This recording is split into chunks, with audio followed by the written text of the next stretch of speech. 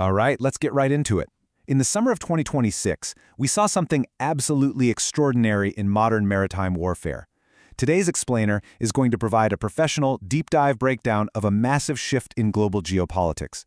And this is a story not just about weapons or territory, it's really about the invisible architecture of international trade. Now, what's wild about this wartime shipping arrangement is that it all started with a leak, a truce that literally no government would publicly confirm. On August 8, 2026, Bloomberg published a story sourced to just a single, unnamed U.S. official. And the claim was massive. Ukraine had reportedly agreed to stop attacking a very specific category of commercial ships and a specific piece of oil infrastructure on Russian soil. The official asked for anonymity to speak candidly about what they called a private arrangement. I mean, no treaty was signed, no government announced it, Ukrainian authorities certainly didn't publicly confirm it. So this brings us to the core mystery of today's explainer. If this reporting holds up, how on earth does a belligerent in an active war just start sorting civilian merchant ships into safe and unsafe piles without a treaty, a court, or a single diplomatic signature? How does a line get drawn in the water? What is it actually made of? And who finds themselves standing on the wrong side of it? Section 1. Anatomy of a merchant ship.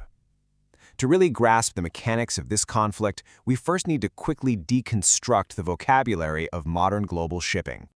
Think of it this way. A single hull can represent 4 entirely different jurisdictions on 4 different continents. It's a logistical knot that massively complicates who is actually being targeted. A ship has a flag, right? That's the state where it's registered. It has a registered owner, which is often a single-purpose company. It has a beneficial owner, who might live in a completely different country altogether. And finally, it has a charterer, the entity that actually hired the vessel and is usually the only party with a direct interest in the cargo. So theoretically, you could have a Liberian-flagged ship, owned by a U.S.-listed company, chartered by ExxonMobil, carrying Kazakh crude and loading at a Russian port. And here's where we hit a crucial distinction. A sanctions list is a hard, legal fact, but a shadow fleet, that's just an adjective. Analysts use shadow fleet to describe aging tankers with opaque ownership and obscure flags, estimated at around 600 to 800 vessels. But again, that's a characterization, not a legal category. A legal category is an official sanctions list, like the one maintained by the European Union, which by July 2026 actually named hundreds of specific designated ships. Keep this gap between legal facts and descriptive adjectives in mind, because it essentially becomes the battleground.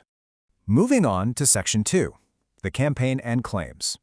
Let's look impartially at the hostilities themselves and the strictly attributed claims surrounding Ukraine's Operation Molochka in July of 2026, which was aimed at disrupting shipping carrying Russian oil. Now, it is absolutely vital to note that these rapidly escalating vessel strike numbers represent specifically Kyiv's unverified claims. Ukrainian commanders reported 36 vessels struck in just 4 days, climbing rapidly to a final claim tally of 218. While independent verification actually showed fewer strikes, the sheer volume of the announcements created an immediate atmospheric shock across the region.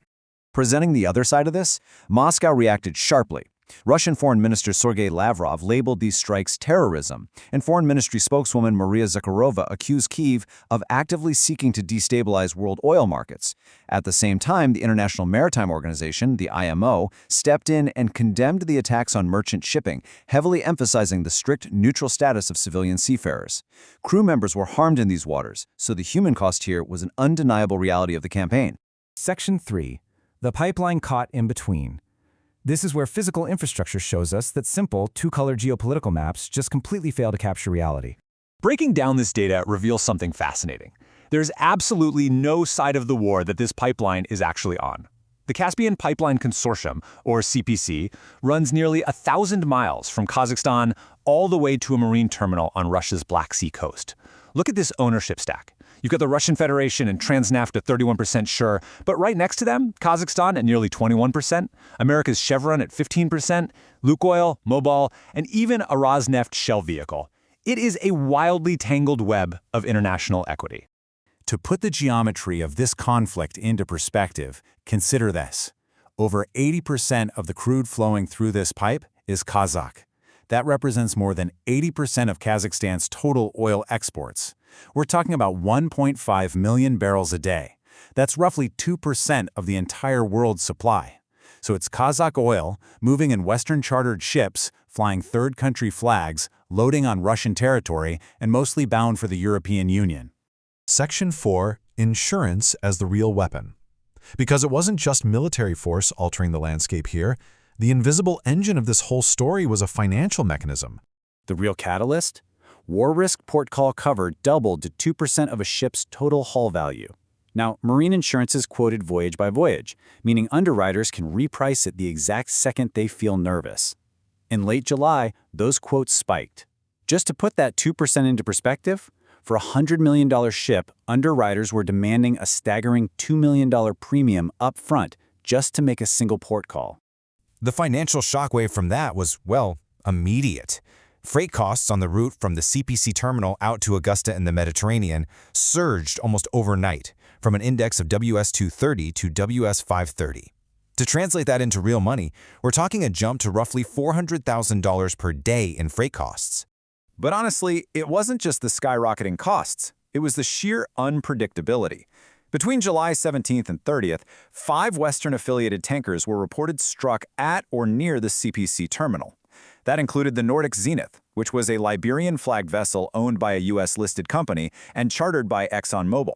Keep in mind, these were vessels with no prior involvement in the Russian trade. As a result, uncertainty just emptied the schedules. Roughly 90% of shipping operators suspended their calls to the region. And as you'd expect, this uncertainty translated immediately into real-world collateral damage.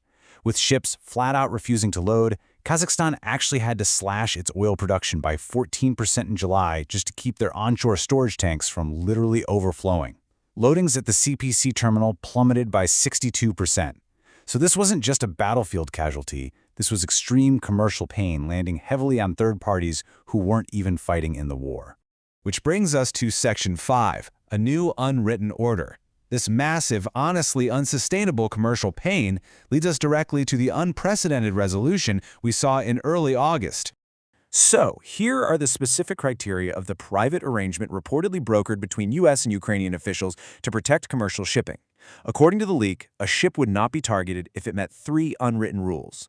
1, it's not under Ukrainian sanctions. 2, it's not carrying Russian cargo. And 3, it's not owned by Russian individuals or entities. There was no letterhead, no official seal, no signature block on this agreement whatsoever. It was simply a set of terms communicated entirely through back channels and points of contact. And this points to a really profound geopolitical realization. Back in 2022, you might remember the Black Sea Grain Initiative. That was a formal signed treaty brokered by the UN, but it eventually collapsed and was terminated in July 2023. What replaced it in 2026? Not a treaty at all. It was informal plumbing backed by a Lloyd's of London insurance facility called Unity, which offered war risk cover at reduced premiums for vessels that followed those unwritten rules.